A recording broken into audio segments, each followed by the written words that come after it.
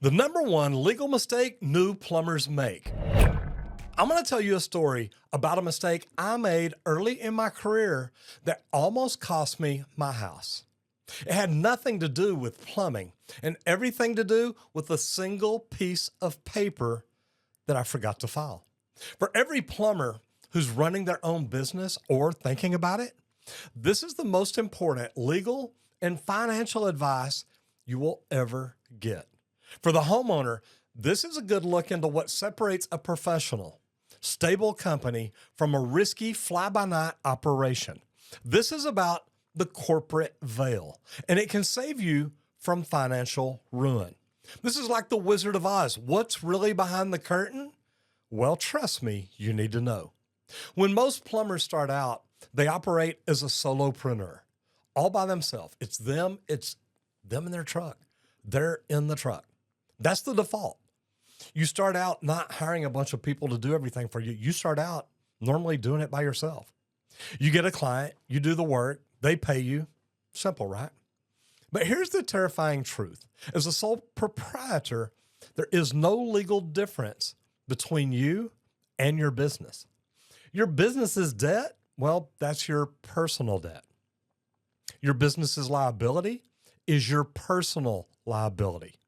Early on, I was a solopreneur. A part I installed, a water heater connector, failed, caused about $35,000 in water damage. The insurance company of the homeowner came after my business to recover that money. But because I was a solopreneur, they weren't just suing my business, they were trying to sue me. And they could have taken my work truck, my tools, my savings account. They could have even put a lien against my house. I want you to think about that. What would it feel like to know that you were trying to do a job for someone? You were trying to do the right thing. Now the insurance company is coming after your house because a product failed. Now, this is where an LLC or a limited liability company can save you. Setting up an LLC creates a separate legal entity. It builds a legal wall called the corporate veil. This builds this between you and your personal assets and your business assets. Now you've got something protecting them. Now, if the business gets sued, they can only go after the assets owned by the business. The van, the bank account. Don't get me wrong, it can still get very freaking expensive. But your house, your personal car, your family's savings, those are protected. Setting up an LLC really is pretty simple, but you've got to do it right. The most critical step is to keep your finances separate. You must have a separate business bank account and a personal account. Because if you commingle your funds, paying for your groceries with your business debit card, a lawyer can argue that you're not really operating as a separate entity. Now, that is a hard thing to do. Keep everything completely separate. When you're starting out, you don't have a lot of money in either account. But if you pay those bills out of the other account, sometimes it can cut a hole right in that veil you've built up. And this puts your personal assets at complete risk again. Now, being a solopreneur is like doing plumbing without insurance. It might be fine for a while, but one bad day, man, you can lose everything that you've worked for. Now, an LLC is your most important piece of protective equipment. It's not optional. This is essential. Now, guys, there's a lot of things to learn about running a business. Now, my first coach, Michael Gerber, man, I went up there with a complete list of things that I wanted to do for my company when I started it. And man, it was a great list. And he even said, man, you've got everything covered. And I was on stage with him. It was a hot seat. And when he went to hand me my notebook back, I started to walk off and he kind of pulled me back and I looked at him. He said, you've just got one problem. You've got to fire the plumber. And I looked at him. I said, but I'm the plumber. And then it hit.